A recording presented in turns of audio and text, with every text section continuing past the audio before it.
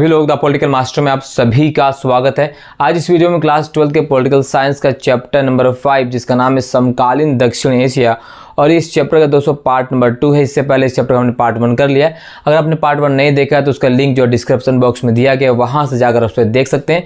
और ये वीडियो दोस्तों पूरी तरीके से नए सिलेबस को ध्यान में रखकर तैयार किया गया। जैसे आप सभी को पता है कि इस बार सीबीएसई द्वारा नया सिलेबस जारी किया गया है, सीबीएसई क्लास 10 और क्लास 12 दोनों के लिए। तो क्लास 12 के उस नए सिलेबस के आधार पर हमने इस वीडियो को तैयार किया है जो एग्जाम के पॉइंट ऑफ व्यू से बेहद ही महत्वपूर्ण। तो एंड तक जरूर देखिएगा। वीडियो पसंद आए तो लाइक शेयर कमेंट करना बिल्कुल ना भूलें। अगर आप चैनल पर नए हैं और चैनल को अभी तक सब्सक्राइब नहीं किया तो चैनल को जरूर सब्सक्राइब कर लीजिएगा, बेल आइकन को प्रेस कर लें। तो बात करते हैं दोस्तों आज के इंपॉर्टेंट टॉपिक जिसका नाम है भारत पाकिस्तान संबंध। इससे पहले दोस्तों हमने पिछले वीडियो में आप सभी को बताया था कि पाकिस्तान में वो कौन से कारण है जिसकी वजह से पाकिस्तान में लोकतंत्र जो है हमेशा सही प्रकार से स्थापित नहीं हो पाया, उसके पीछे के क्या कारण है। पाकिस्तान की प्रशासनिक और राजनीतिक व्यवस्था को हमने पहले वाले पार्ट में अच्छी तरह से समझा है, तो उसका लिंक जो है डिस्क्रिप्शन में वहाँ से आप देख सकते हैं। आज इस वीडियो में बात करने वाले हैं भारत और पाकिस्तान के बीच संबंध के बारे में कि भारत और पाकिस्तान के बीच वो कौन से मुद्दे हैं जिसको लेकर लगातार हमारे बीच संघर्ष बना रहता है, हमेशा मतभेद बना रहता है, हमेशा तनाव रहता है, वो कौन से मुद्दे हैं।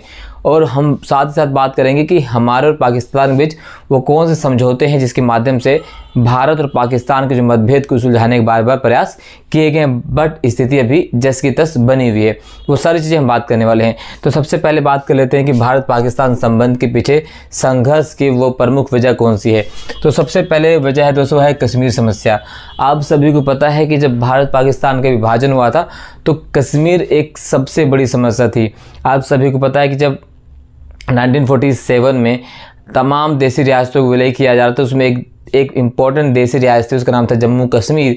और जम्मू कश्मीर के जो शासक थे राजा हरि सिंह, उन्होंने भारत में मिलने से इनकार कर दिया और पाकिस्तान में भी वो नहीं जाना चाहते थे। हालांकि बाद में हमने इंस्ट्रूमेंट ऑफ एक्सेशन के माध्यम से जम्मू कश्मीर का भारत में विलय किया और इसी के बाद से लगातार दोनों देशों के संबंध इसी तरह से खराब होते रहे हैं। तो सबसे बड़ा पहला मुद्दा क्या है? कश्मीर समस्या। और इस समस्या को लेकर भारत और पाकिस्तान के बीच 1947 से 48 और 1965 में 2 युद्ध हो चुका है। 1948 के युद्ध के बाद कश्मीर के 2 हिस्से हो गए, एक पीओके जिसे हम पाक अधिकृत कश्मीर कहते हैं जो पाकिस्तान के कब्जे में है, और एक हमारे पास जिसका नाम जम्मू कश्मीर प्रांत है। और लगातार पाकिस्तान अपने घुसपैठियों के माध्यम से, अपने आतंकवादियों के माध्यम से जम्मू कश्मीर पर लगातार अटैक करता रहता है। पाकिस्तान के कहता है कि जम्मू कश्मीर हमारा हिस्सा है, लेकिन जम्मू कश्मीर भारत का अभिन्न अंग है। इसको लेकर दोनों देशों के बीच हमेशा तनातनी रहती है। तो सबसे प्रमुख समस्या क्या है? वह है जम्मू एंड कश्मीर की कश्मीर समस्या, जिसकी अगर हम समस्या की बात करें तो ये जन्मजात है 1947 से ही। तो सबसे पहले कौन सी समस्या है दोस्तों संघर्ष का? वह है कश्मीर। दूसरा है बांग्लादेश समस्या। ये भी बहुत इंपॉर्टेंट समस्या है दोस्तों। 1971 में जो है, अगर हम बात करें 1971 में जब हम बात करते हैं पूर्वी पाकिस्तान पश्चिमी पाकिस्तान, तो जिसे पहले पूर्वी पाकिस्तान कहा जाता था, अब उसे वर्तमान में बांग्लादेश के नाम से जाना जाता है। 1971 में भारत पाकिस्तान के बीच युद्ध होता है और उसी युद्ध में पूर्वी पाकिस्तान जो है पश्चिमी पाकिस्तान से अलग होकर एक नया राष्ट्र बन जाता है जिसका नाम होता है बांग्लादेश। और इसी बांग्लादेश समस्या को लेकर दोनों देशों भी लगातार जो है कलह और द्वेष की भावना भरी रहती है। तो ये दूसरी समस्या है। 1971 भारत पर पाकिस्तान लगातार आरोप लगाता है कि भारत द्वारा जो है पाकिस्तान के अंदरूनी मामलों में दखल अंदाजी की गई, जबकि हमारा मानना है कि भाई हमने दखल अंदाजी नहीं की, क्योंकि पाकिस्तान पूर्वी बांग्लादेश के माध्यम से भारत में घुसपैठ करने का भी प्रयास कर रहा था। तो ये भी एक बड़ी समस्या है। दूसरी समस्या क्या है? सीमा पार आतंकवाद। सीमा पार आतंकवाद, अगर हम आतंकवाद की बात करें तो पाकिस्तान जो है, पाकिस्तान को आतंकवाद की जननी भी कहा जाता है, कई विचारक कहते हैं। हालांकि अगर हम राजनीतिक रूप से देखें तो पाकिस्तान के द्वारा भारत पर 3 बार आतंकवादी जो है आक्रमण किया गया है। सबसे पहले अगर हम बात करें तो 2001 में भारतीय संसद पर आक्रमण किया गया। 2008 में मुंबई आक्रमण, ताज होटल आप सभी को पता ही है, वो इतना बड़ा प्रकरण था। उसके बाद पुलवामा अटैक।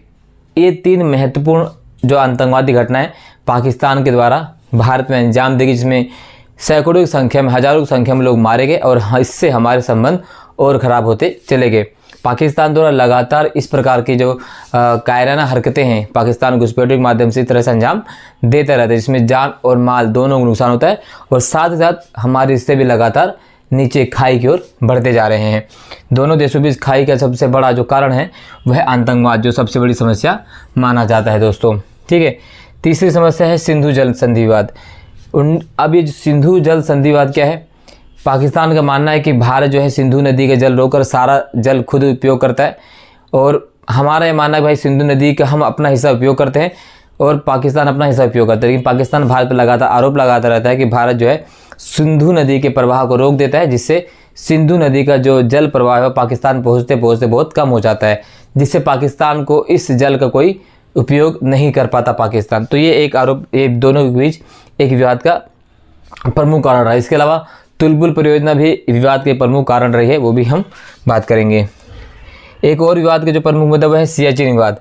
अब ये सियाचिन विवाद है क्या दोस्तों? यह भारत के जम्मू कश्मीर व कश्मीर राज्य को तिब्बत चीन से जोड़ता है और 1984 पर पाकिस्तान द्वारा इस पर नियंत्रण का प्रयास किया गया और भारत द्वारा ऑपरेशन मेघदूत प्रारंभ करके इसको हम अपने कब्जे में ले लिए हैं। तो सर क्रीक जो विवाद था सियाचिन विवाद, तो इस पर ये जो सियाचिन विवाद, ये जो है सियाचिन जो है भारत के जम्मू कश्मीर राज्य को तिब्बत चीन से हमें जोड़ता है, और इस पर सियाचिन पर जो है पाकिस्तान द्वारा 1984 में जो है नियंत्रण करने का प्रयास किया गया था, जिसके हमने अपनी सेना के माध्यम से पाकिस्तान को वहाँ से भगा दिया और अपना कब्जा कर लिया। ऑपरेशन मेघदूत चला गया था। अगले विवाद है सर क्रीक विवाद। ठीक है, ये विवाद है 24 देशांतर रेखा को लेकर। पाकिस्तान का मानना है कि भाई ये हमारी सीमा में आता है, लेकिन जबकि हमारी सीमा का ही भाग है, तो इसको लेकर भी दोनों देशों में लगातार विवाद चलते रहते हैं। तो ये प्रमुख विवाद के कारण है, वो प्रमुख विवाद के मुद्दे, इसके लेकर भारत और पाकिस्तान हमेशा संघर्ष चलता रहता है। क्लियर? चलिए अब बात करते हैं भारत और पाकिस्तान के बीच समझौते का। तो वो कौन से समझौते हैं जिनके माध्यम से हमारे रिश्तों को जो है सही करने का प्रयास किया गया है? तो सबसे पहले अगर हम बात करें तो नेहरू लियाकत समझौता 1950 में जो हुआ था। अब नेहरू लियाकत समझौता क्या है? नेहरू भारत के पहले प्रधानमंत्री थे और लियाकत अली पाकिस्तान के पहले प्रधानमंत्री थे। 1950 में दोनों देशों के बीच एक समझौता होता है और इसमें क्या कहा गया कि दोनों देशों के बीच शरणार्थी संपत्ति, अल्पसंख्यकों के अधिकार और भविष्य में युद्ध की संभावना ना हो, इस तरह के इस संधि के माध्यम से फैसला लिया गया कि जो भी, क्योंकि 1948 में बहुत से शरणार्थी पाकिस्तान आ गए और बहुत से भारत भी आ गए थे पाकिस्तान से, तो उनकी समस्याओं को कहा गया कि भाई जो भी अब पाकिस्तान में रहेगा वो पाकिस्तान में रहेगा और जो भारत में आ चुके हैं भारत में रहेंगे, और दोनों देश आपस में क्या करेंगे, युद्ध की संभावनाएं उत्पत्ति या युद्ध की संभावना पैदा ना हो ऐसा हमेशा प्रयास करते रहेंगे और सभी के अधिकारों को वहाँ पर देखा जाएगा। जैसे अगर पाकिस्तान में हिंदू अल्पसंख्यक की बात करें तो उनके साथ किस प्रकार से बुरा बर्ताव किया जाता है, तो ये सारी समस्या ना हो, इस सभी चीज़ों को लेकर जो है संधि की गई थी, बट ये संधि सही प्रकार से कामगार नहीं हो पाई। दूसरा समझौता था सिंधु नदी जल समझौता। तो ये सिंधु नदी जो जल समझौता तो दोस्तों ये हुआ था 19 सितंबर 1960 को, और ये इसमें किसने मध्यस्थता की थी? तो वर्ल्ड बैंक ने इसमें मध्यस्थता की थी। अब ये समझौता क्या था? इसके अनुसार 3 पूर्वी नदियों जिसमें रावी, व्यास और सतलज हैं के पानी पर किसका अधिकार होगा? पूरा अधिकार किसका? भारत का होगा। याद रखिएगा, सिंधु जल समझौते में जो 3 पूर्वी नदियां हैं, रावी, व्यास और सतलज, इसके पानी पर पूरा अधिकार किसका होगा? तो भारत का पूरा अधिकार होगा। ठीक है, जबकि 3 पश्चिमी नदियों झेलम, चिनाब और सिंधु, इस पर जो अधिकार दिया गया किसको? पाकिस्तान को। और ये सिंधु जल समझौता है ये लागू कब हुआ था? ये लागू हुआ था 12 जनवरी को। जी हाँ, 12 जनवरी 1961 को ये परिवर्तन में लाया गया। तो ये समझौते के माध्यम से दोनों के बीच जो विवाद था उसे कम करने का प्रयास किया गया। ठीक है, इसके बाद एक और समझौता होता है ताशकंद समझौता। अब ये समझौता कब होता है? 10 जनवरी 1966 को। 1965 भारत पाकिस्तान के युद्ध के बाद इस समझौते को जो अंजाम दिया जाता है। अब इस समझौता किसके मध्य हुआ था? उसमें भारत के प्रधानमंत्री कौन थे? लाल बहादुर शास्त्री, और पाकिस्तान के जो शासक थे वो थे जनरल अयूब खान। इन दोनों के मध्य समझौता होता है। और समझौते कहाँ होता है? उज्बेकिस्तान की राजधानी, कहाँ पर? उज्बेकिस्तान। जी हाँ, उज्बेकिस्तान की राजधानी ताशकंद में ये समझौता होता है, उज्बेकिस्तान की राजधानी ताशकंद में। और इस समझौते में क्या किया गया? भारत पाकिस्तान अपनी शक्ति का प्रयोग नहीं करेंगे और विवादों को विवादों को शांतिपूर्ण तरीके से निपटारा करेंगे। ठीक है, तो ये इस समझौते में ये तय किया गया। एक और समझौता था हमारे बीच, वो था शिमला समझौता 1972। 1972 में शिमला समझौता होता है। 1971 भारत पाकिस्तान के युद्ध के बाद और 2 जुलाई को यह समझौता लागू किया जाता है। हुआ क्या था कि 1971 के युद्ध में हमने 90,000 पाकिस्तानी सैनिकों को जो है ना बंदी बना लिया था, हम युद्ध जीत चुके थे। और इसी समझौते के बाद हमने 90,000 पाकिस्तानी सैनिकों को भी छोड़ दिया था। और इस समझौते में बहुत सारी बातें शामिल की गई कि भाई हमेशा भारत और पाकिस्तान अपनी सीमा विवाद को शांतिपूर्ण तरीके से सुलझाएंगे, ठीक है। जो यूनाइटेड नेशन की जो गाइडलाइंस है उसको फॉलो करेंगे, शांति की स्थापना करेंगे, एक दूसरे की सीमा में नहीं घुसेंगे, एक दूसरे को क्षति पहुंचाने वाले ऐसे किसी भी कार्य को अंजाम नहीं देंगे जिससे दोनों देशों के बीच विवाद लगातार बढ़ता जाए। तमाम प्रकार के जो है बातें इस शिमला समझौता में की गई। अब इस शिमला समझौता किसके किसके बीच होता है? उस समय भारत के प्रधानमंत्री थी आयरन लेडी, जी है कौन थी? Iron lady Indira Gandhi. और पाकिस्तान की तरफ से थे जुल्फ़िकार अली भुट्टो, जी है कौन थे? जुल्फ़िकार अली भुट्टो, आपको याद रखना है, ठीक है। इसके अलावा एक और समझौता होता है नॉन न्यूक्लियर एग्रीमेंट। तो नॉन न्यूक्लियर एग्रीमेंट 1988 में होता है। इसमें क्या किया गया था? इसमें किया गया था परमाणु हथियारों की कटौती को लेकर कि भारत और पाकिस्तान जो है अपने अपने परमाणु हथियारों की कटौती करे और परमाणु हथियारों का उपयोग किसी दूसरे देश को क्षति पहुंचाने के लिए ना करे।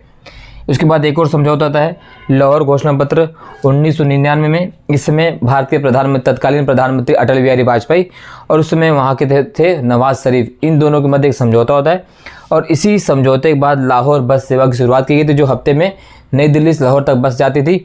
और उस बस का नाम क्या था? सदाए सरहद, ठीक है, सदाए सरहद की शुरुआत की गई। और इस तरह से दोनों देशों के बीच मित्रता के दोबारा से शुरुआत करने की बात की गई। क्रिकेट मैच का आयोजन किया गया। तमाम चीज़ें समझौते के माध्यम से की ताकि दोनों देशों के बीच जो विवाद है उसको सुलझा लिया जाए। आप सभी को पता है कि पाकिस्तान हमारा सार्क का सहयोगी देश भी है, तो इस तरह से हम कोशिश करते हैं कि हमारा संबंध अच्छा रहे, लेकिन पाकिस्तान की तरफ से ऐसा कोई इनिशिएटिव, ऐसी कोई चीज़ नहीं ली जाती जिससे हमारे जो रिश्ते जो है सुलझे, ठीक है। वर्तमान बात करें तो भारत और पाकिस्तान के जो संबंध और ख़राब हो रहे हैं। अगर हम बात करें तो भारत द्वारा पाकिस्तान को मोस्ट फेवरेट नेशन के दर्जे से खारिज कर दिया गया है। पाकिस्तान अब हमारा फेवरेट नेशन नहीं है, हमारा मित्र राष्ट्र है, हमारा शत्रु राष्ट्र है। और तमाम प्रकार के जो हमारे व्यापारिक संबंध है उसको भी अब लगाम लगा दिया गया है। हालांकि अगर हमारे रिश्ते अच्छे हो जाते तो दक्षिण एशिया में कम से कम व्यापारिक रूप से हम बहुत अच्छे तरीके से आगे बढ़ सकते थे, बट ये सिर्फ भारत की वजह से नहीं हो पाएगा।